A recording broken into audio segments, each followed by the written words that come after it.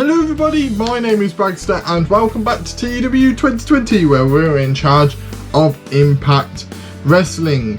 Now, we are off the back of a very weird show where it was a 55 rated show. It was rather weird, but hey ho. 55 rated show, pretty naff in terms of matches. Our match quality wasn't great, which isn't ideal, but it's fine. Obviously, looking here, a lot of people are not in good, don't have good morale at the moment, because a lot of them just want to be on Impact every week. I can't offer that, especially when it comes to the women's division, because obviously I'm showcasing them a lot right now. But there's only like a select 2 or 3 feuds that can end up on the show. And so the only reason the men's gets more is because the men's has more titles. And I'm not necessarily interested in adding more titles to the Knockouts division. I could maybe add a women's TV title, maybe a women's tag team title, but then I think that bolsters too many titles for me personally. It feels like that. Obviously that could change in the future. Just right now it's not necessarily viable, so a lot of the women do have morale issues. Then you have a couple of people lower down the card that have morale issues. We have some random ones like Kairi Hojo is annoyed, but that's because she's annoyed at one of the bookings of the matches or something, even though I don't remember her ever saying that. So it's really annoying at the moment because I just don't know what to do with half of the people at the moment. Merchandise sales wise, it's about the same as what you'd expect, so nothing to report there. I think let's just move on into it, especially as the last episode was nearly an hour long, so thank you for those of you who stuck through that. I don't know what it is. Obviously, because I'm planning it so much, I've probably got a lot more to report to you. So yeah, let's just move on. Right, so we got some news. Number 1 is that Montez Ford has re-signed with WWE. That was good. That became very obvious. I told you that they pretty much gave me no choice. And Impact dating. Predict who you think it is. It's not them. It's ODB and Curtis Axel. Curtis Axel is dating ODB. Curtis Axel is 41. How old is ODB? Like age really matters, but I want to know. 42. Oh! It feels like ODB's been around a lot longer. 22 years of experience, but how long is Curtis Axel? 13 years. Right, she has been around a lot longer then. See? My brain works. But yes, Curtis Axel and ODB are dating. Cool. That's our first relationship, guys. That I caused, because I hired both of those, so that's my doing. Go me. Matchmaker in the making. Get me on Celebs Go Dating. Get me as one of the matchmakers. I'm ready. I'm ready. Right, so we've got some news. What?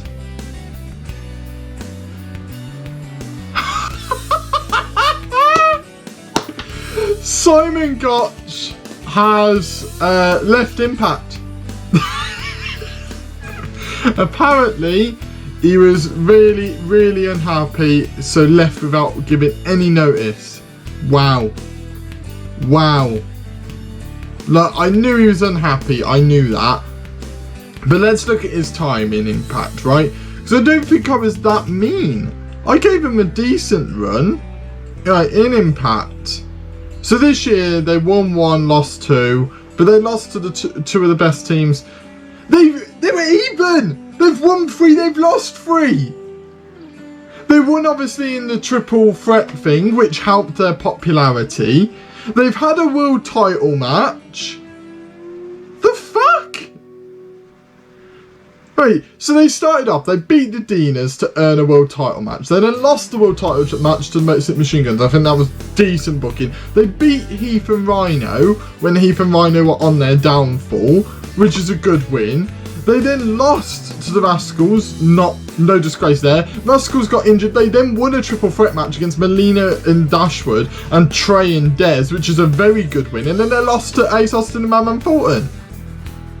I booked them well. I don't know why he's getting so pissed off. He probably got annoyed at being left off the show all the time. But yeah, Simon Gotch has walked out on the company. You can definitely guarantee that's going to be in the fucking title, can't you? Right, let's look at other news. One that's caught my eye is Fandango. Fandango is someone that is very charismatic and his contract is ending. I might just have a look at him. I might just try and negotiate some sort of deal, like a pretty decent deal, and then oh, okay, set that to demand, that's fine. Too much, 550, bollocks. Yeah, I don't think that's going to be a bad deal at all. He's got a better offer from another company. We'll have a look what we can do, but Fandango is someone I'm definitely interested in. Right, so I know I definitely need to have a look at all these morale issues at some point, especially if they get bad. At the moment it's okay, they're just there, and I seem to be booking people reasonably strongly. Obviously I know that looks like 50-50 booking, but you know roughly that I don't really do 50-50 booking. I do have people get their wins back, but I do it against lower carded people. I don't, you know, I don't have someone lose to someone and then beat the exact same person and do proper 50-50 booking. I don't do that in a feud. I don't like that. I like to book it the way it makes sense. So yeah, that's a weird one, which obviously you're now looking at this, and obviously English and Gotch are gone now, but we've still got Aiden English in. We still have him. He's still here, which is interesting. Very interesting. I don't know what to do, viewers. I don't know what to do with him. I might use this, but this is an issue. He hasn't been in the company very long. His last term was very recent, so a change would definitely have a negative effect. This would have been a way to turn him face if he had been in the company longer, because he would have been on his own and would have been like, ha ha ha ha ha, like would have been, no, not laughing, but it would have had like a sad little moment, and then like got the big win, and then was like, no, I can do this on my own, sort of thing. Instead we have to tell a different story, and I don't know what story to tell, but yeah, I'll work it out. Alright, so we've got some mail. So what's this? We've got a production change for Ring of Honor, good for them. And then we've got contract negotiations with Rosemary, complete that. I don't think we'll get Fandango, by the way. We didn't reach a good deal for him to even consider us, so I don't think we're ever going to get him. And I will turn this into a storyline of some way, shape or form, but I thought, how am I going to use Aiden English and stuff? And I've been thinking of announcers, right? And you can see on the screen here, Josh Matthews, Don Callis and Matt Striker all on events. It was previously just Josh Matthews and Don Callis, but looking at it, Matt Striker's really good on commentary. I've got to use him. So I came up with this. For the events, it'll be a 3-man team. That makes sense because you don't get anyone really go on to commentary on a pay-per-view. That way we can kind of get a bit of insight from Matt Striker, who will be on Explosion week in, week out. Josh Matthews and Don Callis will be on Impact by themselves, so that obviously them two will be on the events card, obviously, but then on Explosion it's going to be Matt Striker and Aiden English. Now Aiden English is a decent colour commentator. He's not great, he's not bad, and I wanted a way to use him, and I know he's decent on commentary, so I thought, why not put him on there? What I could do is similar to how I think WWE are going to bring back Samoa Joe, and they can bring him to the ring again by someone getting on the wrong end and something happening. You know what? Aiden English could have a match on Impact. He could have a match on the pay-per-view or the pre-shows of stuff. And maybe he has a match and we just bring in a different commentator for the match. but I'm not sure how I'm going to use him. So while I'm not sure, why not put him on commentary? We can change this second commentary position on Explosion, because Matt Striker's taking the lead here, so we can build someone else. Maybe Madison Rain if she wants to take a step away from the ring. Maybe D'Lo Brown, which is the actual pairing in real life at the moment. So we've got loads of different options. For now, it will be Aiden English, for now, while we've got nothing for him, as I know he's decent on commentary. Plus it keeps him on TV, which is always good.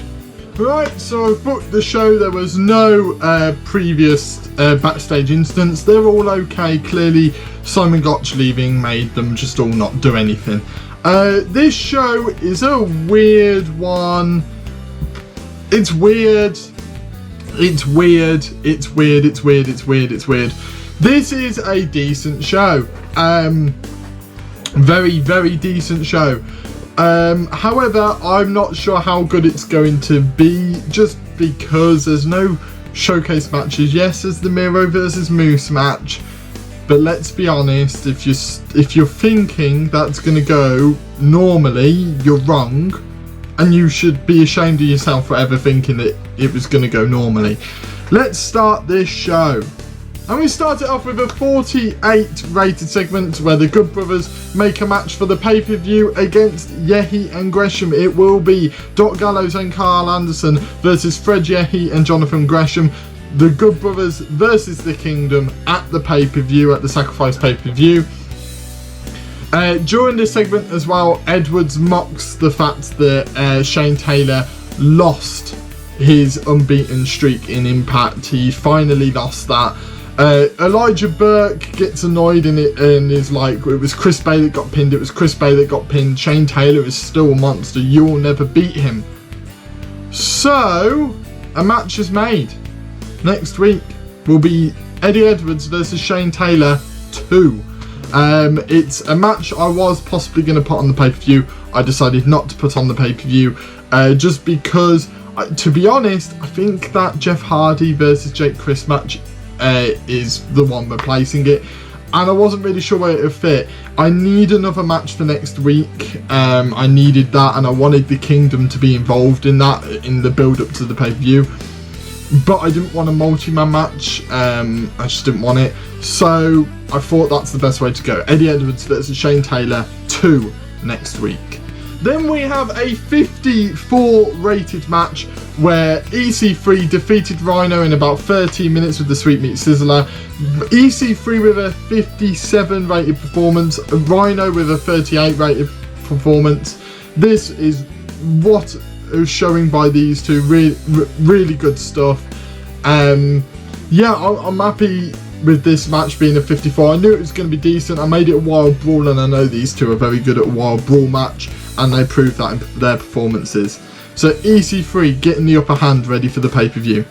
Then we've got a 45 rated segment where the North make a match, and if the Rascals win, that title match at Sacrifice will be a triple threat between the North, the Rascals and the Motor City Machine Guns for that title. Mwah! Beautiful, beautiful stuff.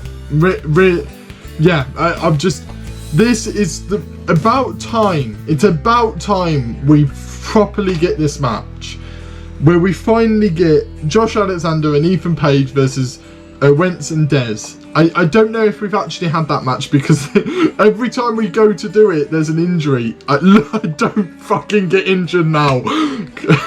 Jesus Christ. Right, let's move forward. Then we've got a 43 rated segment where the Warriors are backstage. They announce their name and announce their intentions, where Warhorse is the main man in this. Warhorse, with Crazy Steven Danhausen behind him. I'm really excited about these three. I'm not really sure where they're going to go with this now, but I really like this stable. I think they all just mix well. They will never probably be main event talent, but I think we could elevate these guys to definitely mid-card, which is what Warhorse is right now. Possibly upper mid-card. I'm hoping to get Danhausen to that mid-card mark, same as Crazy Steve. Get him up there a little bit as well. Then we've got a 41 rated segment where we have a women's showcase match. We have Angelina Love, Havoc, Nevaeh and Lacey Ryan defeat Rosemary, Serena Deeb, Madison Rayne and Thunder Rosa. Star-studded team has just been defeated by a few of the young guns. There's a 15-minute match. Havoc pinned Madison Rayne with the Havoc Killer. Yeah, Lacey Ryan apparently just couldn't keep up. She got an 18. Nevaeh with a 30. Havoc with a 42. Angelina Love 36. Thunder Rosa 45. Madison Rayne 36. Serena Deeb 33. And Rosemary 44. Really good stuff by these guys, advancing all these women's matches going forward. And the big win for the heels here. Well, the heels, but you get what I mean. Like, that star-studded team probably should have won, but they didn't. So yeah, I'm happy with that. 41 is a little bit higher than I thought it would, but I thought this one would be high 30s just because there's not as many really good people in this one. But yeah, I'm happy with this. Then we've got a 56 rated segment. I should have put this on first, man. I didn't think they would do this, but they've done it. Gargano and Swan come out with fire. They're like, Gargano's like, I'm back, and like the crowd are going mental. And a 2v2 match is made at the pay-per-view. It will be Gargano and Swan versus Young and Callahan. Gargano and Swan make the challenge, but they mention Callahan's got an injury. They mention this. They go, look, Callahan, we will think nothing less of you if you decide to rest up now. You know, we know about this injury. It's okay. And Callahan just rips into him. He's just like, no, you know I'll never quit. You know I'll never walk away on my own accord. You'll have to make me stay away. So yeah, this is what a segment to build this up. And Rick Swan invented a new catchphrase, which is going to help his microphone ability for the foreseeable future.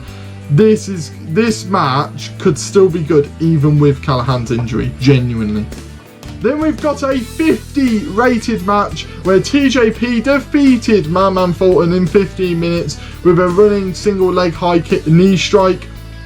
TJP with a 49 rated performance. Madman Thornton with a 43. Really good stuff here. Madman Thornton is proving himself as a solid mid-card talent, possibly upper mid-card talent as well. He's really starting to prove himself. Ace Austin did some good work at ringside.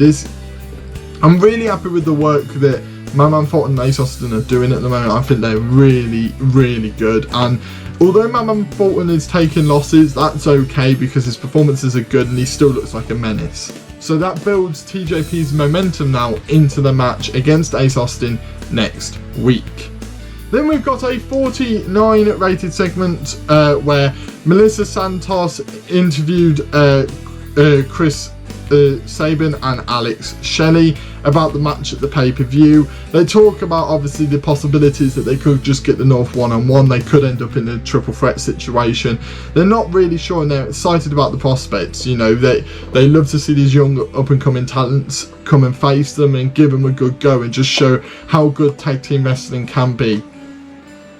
So yeah, really good stuff here. I love the Motor City Machine Guns, you guys know that, and they're constantly putting out good ratings, so I can never complain. Then we've got a 60 rated segment. Jake Crist is a legend at the moment, and he cuts a really dark promo. He said he wants a challenger. He's beaten all of these old boys in Impact right now. He wants a challenger to step up, but he's waiting for that right moment. He hints that right moment is going to be at the pay-per-view. That will be announced on next week's episode, that Jake Crist will be doing an open challenge to anyone that's a legend of the business at the pay-per-view. Obviously, that's when Jeff Hardy will reveal himself. But 60 rated here. This is just beautiful. Jake Crist is on an absolute roll right now, and I feel as though like there's no stopping him. There's no stopping him. We're putting him in these segments. He just keeps going up. He's someone I have zero plans for, and right now he's making pushes to possibly be involved in this main event picture, and that's saying a lot. Then we've got a 49 rated segment where Willie Mack confronts Crist backstage and tells him that sacrifice that title is his again. He's spoken to management. That title is going to be his. It will be Willie Mack and Crist renewing their rivalry once again. Obviously, Crist and the Kingdom are like, yeah, look, we knew this was coming. We knew as soon as you pinned Crist that this match was coming. And they play it off, but you could sense the worry in them that they know how much of a threat Willie Mack is. But renewing this, to think we're coming full circle with this rivalry. We started it off with this. Willie Mack went away. I knew he'd be coming back. This is it. Then we've got a 46 rated segment where Diana Perez defeated Tennille Dashwood in 18 minutes by submission with a Fujiwara armbar. Really, really good here. This is obviously in the Women's Showcase tournament. Molina was at ringside as well, but the Perez-Grace storyline was referenced. This was one of, if not our first women's title match, or knockouts title match in Impact. Diana Perez won it then, Diana Perez wins it now. Really good match between these two, really good ratings. It clearly shows that these, you know, yes, Perez hasn't got the title, but she's still very good in the ring, and Tennille Dashwood is someone that should be considered as a main event talent in that knockouts division. Then we've got a 52 rated segment where Matt Striker does a sit-down interview with Hojo and Valkyrie, who will sign their contract next week. Striker tells them that, look, he was just like, look, Mick Foley will be at the contract signing next week. Obviously, we don't know who the men's challenger is, so that one will be signed off of camera, maybe shown on Explosion, I'm not really sure. But he goes that, you know, that contract won't be signed, but we know that this match is happening. It's the only title match that is like fully announced, that has been announced for a while, so they've got the contracts ready. They will be, this is like just a mini sit-down interview with Matt Striker, a little more relaxed maybe like than a proper interview. It's just a little bit more relaxed of just explaining the situation. Valkyrie saying that she will just take that similar to what will actually happen next week with their contract signing, but their contract signing next week will be small. It won't be very long at all. It won't be like a proper contract signing. This is the moment where they both had the promo standoffs. Next week is like the one-liners basically. It's going to be a much shorter segment, but this is really good by these guys. Then we've got a 69 rated segment where we have a promo package before the match. Moose and Miro. It's just a promo package just hyping these two up, showing their interactions, their awkward interactions since both have been in the company. This long road with Moose being TNA champion, this long road with Miro being this dominant force in Impact. Who's going to come away with the victory? It's a 60 rated match where Miro defeats Moose in 18 minutes by pinfall with a muscle buster, following interference from Elijah Burke. He said he'd regret it, and oh boy does he regret it. Yep, we've done it. We actually did do it. I said to you guys, we need Miro to get his momentum going upwards. We need his popularity to go back up. What a better way to do it. I had a feeling I had to put on a showcase match for Miro to win. This was it. Miro versus Moose. Miro defeating Moose as well with that muscle buster. Basically, Elijah Burke came out, started berating Moose, distracting Moose. Moose went up on the turnbuckle to, like, you know, shout at him sort of thing. And as he does that, Miro comes from behind, muscle buster, lays out Moose, 1, 2, 3. Moose is very, very pissed off at the end of this match. You can see he's visibly angry. And Burke is smiling, obviously Miro's smiling. Really good by these guys, 60 rated, lovely stuff. And that leads to a 61 rated show. We've done it, people, we've done it. We've got that back up. And to think I was less confident about this card than I was about the previous cards, but unfortunately the performances in the main events haven't been great, and we don't rely heavily on the main events as much as maybe other companies do, but that main event does set the toll. It's basically, that main event kind of sets the minimum it can be. So you've got to make sure you have a good start and a good end. Obviously our start wasn't as good, but the middle pack really lifted that up a little bit more, so you know, thank God for that. But yeah, that 60 kind of just sets the tone and is like, right, that's the minimum. But I'm really happy with that. 61 rated show for a show that I wasn't sure on is really good. I'm really happy with it.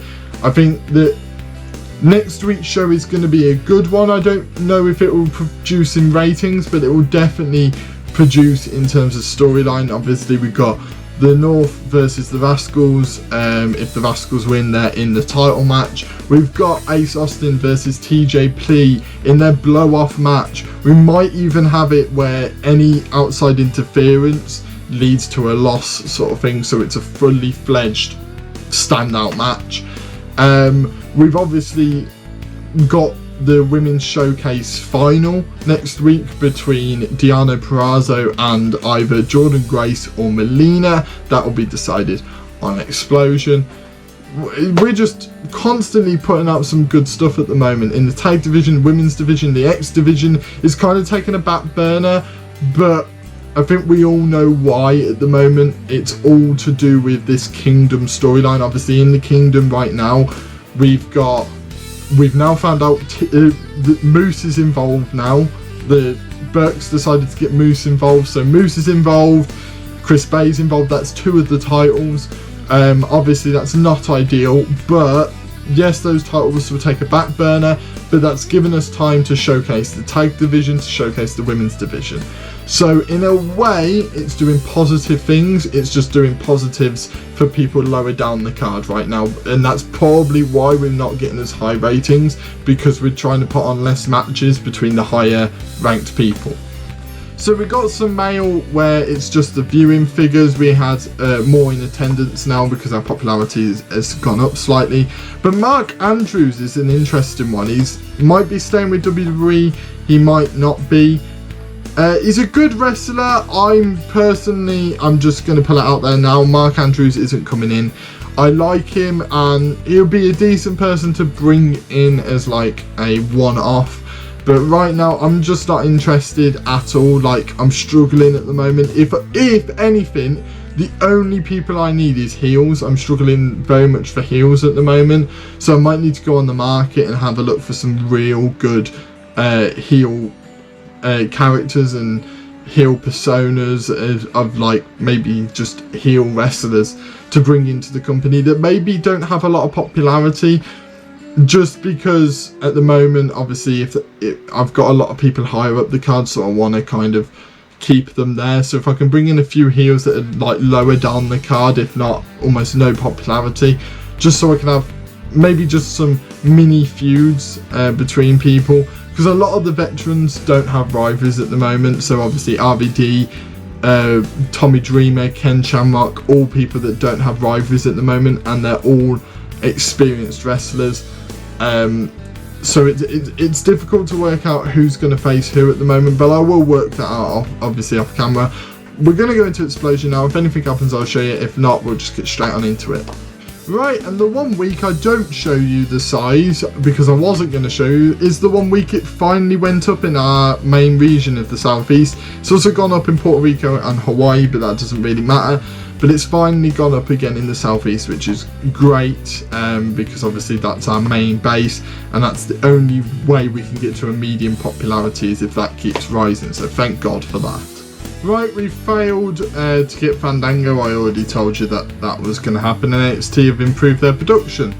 Speaking of AEW and NXT, AEW got a 65 for their show. They had 2 very good matches where Cody and Chris Jericho defeated Adam Page and Kenny Omega, and FTR defeated Proud and Powerful for the tag titles.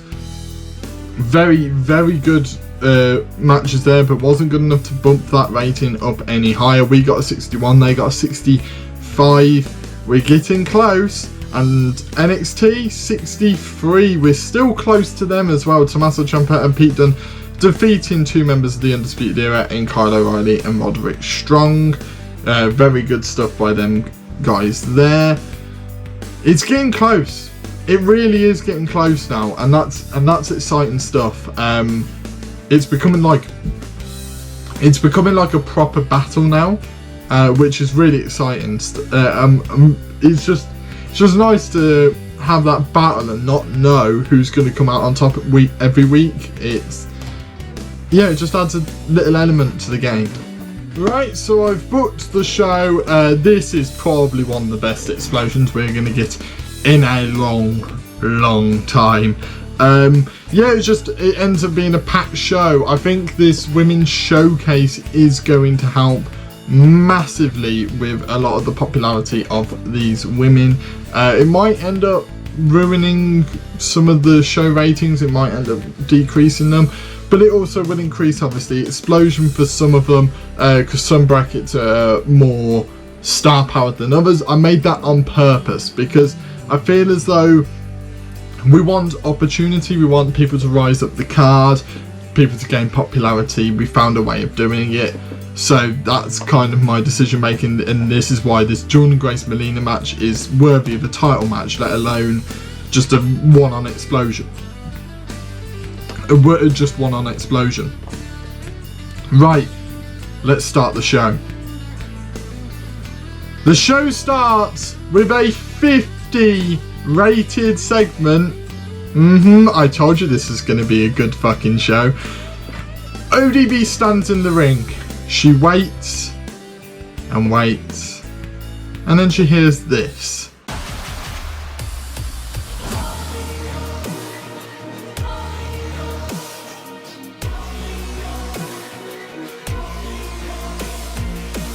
That's right. Suyoung heads to the ring. She goes down. She saunters through. The crowd are silent.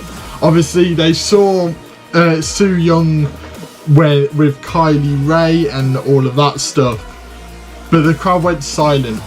This is no Kylie Ray. This is ODB. This is a legend of the business who's being confronted by one of the most frightening women's wrestlers on the roster. And ODB just stands there. She doesn't move, she doesn't flinch. Suyoung gets into the ring. Suyoung surrounds the ring. She just goes around in circles, creepily, as ODB just stands there and looks around. And when Suyoung goes in front of her, poof, she disappears. She did exactly as ODB asked her to do. ODB asked her to have the guts to face her face to face. Suyoung did exactly that. No words said, nothing. That is it between these two. Suyoung confronted her, ODB got a wish, but ODB has just confronted the most frightening women's wrestler on the roster. Oh boy, I told you this explosion was going to be good. What a way to start. This would be a good way, and judging by the rating, would have been a good way to start an Impact wrestling show, let alone explosion. This rivalry probably will end up on Impact because they are doing some masterful stuff. Mwah. Then we've got a 31 rated match where Rosemary defeated Nevaeh, Lacey Ryan and Havoc when Rosemary submitted Lacey Ryan with a spider's twist. Lacey Ryan was obviously the weak link. Havoc got a 42 again, Nevaeh 33. Lacey Ryan did improve with a 22, Rosemary with a 43. It should have been better than a 31, but unfortunately nobody with the announcing skill on commentary made the match come off badly apparently. The colour commentary was good, but apparently the announcing wasn't, even though Matt Striker is a hell of an announcer. I don't know what's going on there, I'll have to check that out. Then we've got a 45 rated segment where Melissa Santos confronts Valkyrie and Rosemary and asks about Bravo. Like, what's going on? We haven't seen him for weeks. And they dismiss the idea of him. They're like, we don't want to talk about him. She's got a title match, I've got a match later on tonight. I don't want to talk about it. Rosemary was like, I've already had my match. I'm sorry, I've got my timings mixed up. Rosemary was like, I've already had my match. Ty Valkyrie's like, well, I've got a title match. And they just dismissed the idea of Johnny Bravo. Then we've got a 46 rated segment. Pay attention to this segment.